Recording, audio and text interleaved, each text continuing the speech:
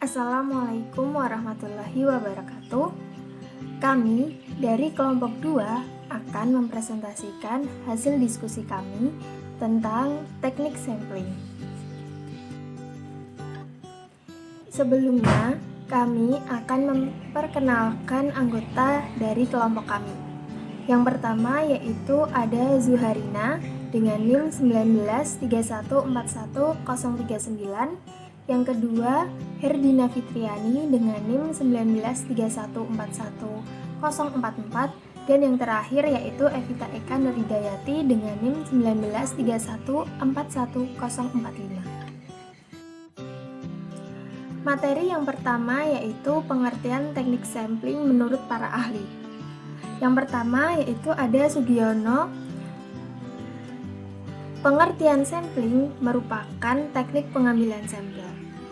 Yang kedua yaitu ada Margono. Pengertian teknik sampling adalah cara untuk menentukan sampel yang jumlahnya sesuai dengan ukuran sampel yang menjadi sumber data sebenarnya, dengan memperhatikan sifat-sifat dan penyebaran populasi agar diperoleh sampel yang representatif. Selanjutnya yaitu pengertian teknik sampling secara umum. Teknik sampling adalah teknik pengambilan sampel dari populasi. Nah, sampel merupakan sebagian dari populasi tersebut, kemudian diteliti dan hasil penelitiannya kemudian dikenakan pada populasi atau generalisasi. Nah, secara umum ada dua jenis teknik pengambilan sampel, yaitu probability sampling dan non-probability sampling yang akan dijelaskan oleh rekan saya. Jenis-jenis dari teknik sampling. Yang pertama ada probability sampling.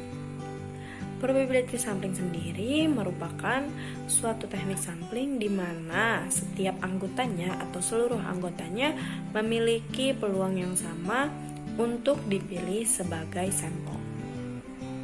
Dari probability sampling tersebut memiliki 5 metode yang berbeda.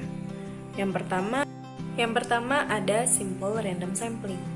Simple random sampling sendiri merupakan metode dari teknik pengambilan sampling yang paling sederhana, yang dimana setiap anggotanya atau populasinya biasanya berukuran lebih sedikit atau lebih kecil.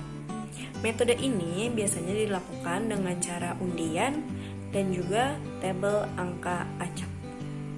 Contohnya adalah siswa SMP yang menerima bantuan sekolah akan dipilih secara acak oleh pihak sekolah. Yang kedua ada systematic random sampling, di mana biasanya metode ini menggunakan cara mengambil sampel secara teratur atau sistematis. Biasanya anggotanya dipilih dengan ketentuan-ketentuan tertentu, seperti anggota yang dipilih memiliki nomor urut yang berkelipatan 2, yaitu 2, 4, 6, 8, dan seterusnya sampai nomor urut yang terakhir. Contohnya, suatu restoran memberikan diskon untuk nomor urut yang memiliki kelipatan 3, seperti 3, 6, 9, 12, dan seterusnya. Ketiga ada stratified sampling, di mana metode ini biasanya membagi ke dalam beberapa kelompok yang anggotanya dipilih secara acak. Kemudian setiap anggota kelompok memiliki jumlah yang sama. Contohnya, seorang guru SMA ingin menyelidiki efektivitas buku sejarah yang baru yang digunakan oleh 30 guru di SMA. 6 guru akan diambil secara acak sebagai sampel pengguna buku baru. Kemudian membandingkan dengan hasil belajar siswa dengan guru yang lain. Kemudian ada cluster sampling. Cluster sampling sendiri biasanya mengambil setiap sampel dari suatu kelompok, dan individu yang ada di dalam kelompok tersebut merupakan sampel-sampel yang telah dipilih. Contohnya, Suatu perusahaan telekomunikasi ingin memeriksa dan mengetahui kekuatan sinyal yang ada di wilayah Jabodetabek. Dan yang kelima atau yang terakhir yaitu multi-touch sampling. Metode ini biasanya menggunakan beberapa metode random secara bersamaan untuk penelitian yang lebih efektif dan efisien. Dan biasanya anggotanya dipilih dari suatu kelompok dan diambil dari beberapa anggota yang ada di dalam kelompok tersebut yang dijadikan sebagai sampel. Kelebihan dan kekurangan probability sampling. Kelebihannya yang pertama yaitu derajat kepercayaan terhadap sampel dapat ditentukan. Yang kedua yaitu beda penafsiran parameter populasi dengan statistik sampel dapat diperkirakan. Yang ketiga, besar sampel yang akan diambil dapat dihitung secara statistik. Yang keempat, probabilitas setiap unit sampel dapat diketahui. Dan yang kelima, lebih objektif, dan yang terakhir yaitu dapat mewakili populasi. Kekurangan dari probability sampling. Yang pertama yaitu sulit dalam pelaksanaan karena membutuhkan biaya, waktu, dan tenaga yang relatif lebih besar dibanding dengan teknik non-probability sampling. Yang kedua yaitu memerlukan kerangka sampel atau daftar dari semua unsur dalam populasi. Materi selanjutnya yaitu non-probability sampling. Non-probability sampling merupakan suatu teknik pengambilan data atau sampel sehingga semua data kemungkinan terpilih sebagai sampel tidak sama besar. Non-probability sampling dibagi menjadi 5, yaitu yang pertama, haphazard sampling. Haphazard sampling merupakan satuan sampling yang dipilih sembarangan atau seadanya tanpa perhitungan apapun tentang derajat kepresentasifannya. Contoh dari haphazard sampling yaitu ketika kita melakukan penelitian mengenai kompetensi dosen di sebuah universitas. Pertanyaan dapat diajukan kepada siapapun mahasiswa di universitas tersebut atau sebagai sampel yang kebetulan datang pada saat kita berada di sana untuk melakukan penelitian. Yang kedua yaitu snowball sampling. Snowball sampling merupakan satuan yang dipilih atau ditentukan berdasarkan informasi dari responden sebelumnya. Contoh dari snowball sampling yaitu misalnya ada penelitian yang bertujuan untuk mencari cara yang efektif dalam mensosialisasikan program-program kemahasiswaan. Sampel pertama barangkali bisa dipilih ketua BEM. Kemudian kita tanya siapa lagi atau sebagai sampel kedua yang kira-kira bisa diwawancarai untuk diambil pendapatnya, dan seterusnya hingga informasi dianggap memadai. Yang ketiga yaitu purposive sampling, disebut juga Chapman sampling, merupakan satuan sampling dipilih berdasarkan pertimbangan tertentu dengan tujuan untuk memperoleh satuan sampling yang memiliki karakteristik yang dikehendaki.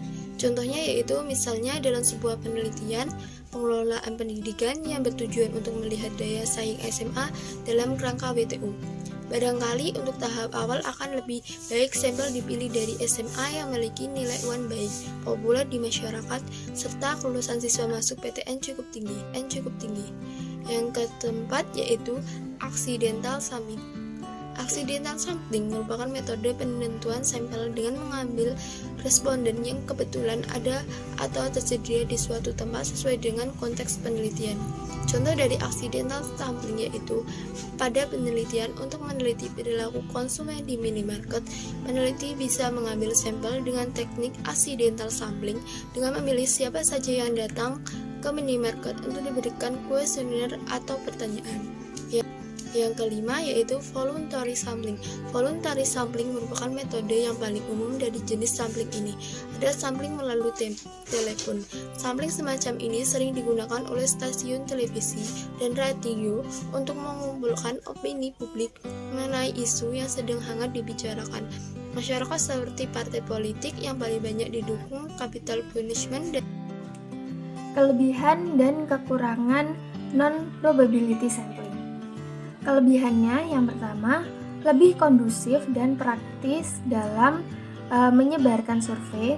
Yang kedua, lebih cepat dan lebih hemat biaya. Yang ketiga, mampu dalam menargetkan kelompok tertentu. Yang keempat, mengurangi kerepotan dalam administrasi. Yang kelima, sesuai untuk penelitian kualitatif. Yang ketujuh, dapat menarik kesimpulan sebanyak mungkin. Yang delapan, sesuai untuk penelitian yang membutuhkan analisis yang lebih mendalam. Yang kesembilan, yaitu memudahkan dalam pengambilan sampel. Yang terakhir, yaitu menjadi metode yang lebih praktis. Kekurangan dari non-probability sampling. Yang pertama, tidak mengetahui seberapa baik keterwakilan suatu populasi. Yang kedua, tidak dapat menghitung interval kepercayaan. Yang ketiga, kurangnya representasi dari seluruh populasi. Yang keempat, rendahnya tingkat generalisasi. Yang kelima, yaitu kesulitan dalam memperkirakan variabilitas sampling. Yang keenam, kemungkinan perolehan hasil penelitian itu tidak seragam. Yang ketujuh, ketergantungan yang berlebihan pada pertimbangan. Yang kedelapan, membutuhkan banyak lembaga survei yang berorientasi pada tujuan. Yang kesembilan, yaitu dibutuhkan pengetahuan yang lebih mendalam tentang populasi. Yang terakhir, yaitu ketergantungan pada intuisi dan firasat.